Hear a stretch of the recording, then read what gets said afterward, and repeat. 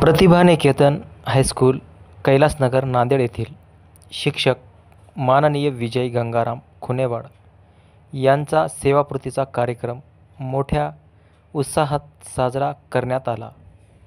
मी या शाळेमध्ये शिक्षक म्हणून कार्यरत होतो आणि माझ्या आयुष्यामध्ये जवळपास 25 मुख्याध्यापकाच्या हाताखाली काम केलं, पण मला 25 मुख्याध्यापकाकडून कधीच कोणतं पत्र वगैरे काही भेटलं नाही। आणि एक वेळ संस्थेसोबत माझा थोडा वाद झाला, त्या संघर्षामुळे 10 वर्ष मी निलंबित होतो आणि त्यानंतर गेल्या 1 वर्षापासून मी पुन्हा जॉईन झालो।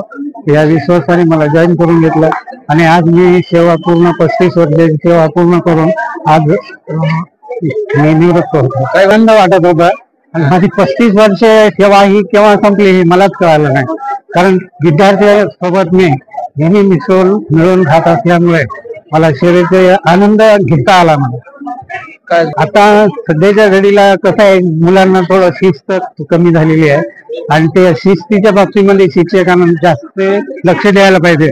आणि मारणं वगैरे तर आता नाहीच आहे, मारायचं नाही, पण दहशतीखाली म्हणजे कसा विद्यार्थी राहायला पाहिजे, आपला त्याला जरब कसा राहायला पाहिजे, या शिक्षकांनी थोडस मनावर घेतलं तर तशी अवघड गोष्ट नाही आहे। विद्यार्थी हे आरोगंड होत चाललेले आहेत आणि शिस्त कमी होत चाललेली आहे। शिक्षकांनी विशेष करून लक्ष देणं गरजेचं आहे आणि शिस्तीत असतील तर ते आपल्या धाकाखाली शिकतील, नाहीतर शिक्षण थोडं अवघड होत चाललेलं आहे।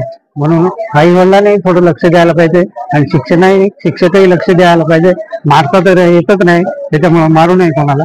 आपल्या संघर्षामध्ये कुटुंबाने माझे आम्ही 10 वर्षे निलंबित होतो, बिनपगारी होतो, त्यावेळेस मला थोडं सहकार्य विशेष करूनच मिळालं आणि विशेष करून मी संघटनेमध्ये काम करत असल्यामुळे मला विविध क्षेत्रातले लोक आणि माझी पाहुणे मंडळी मला आर्थिक सहकार्य दिलं।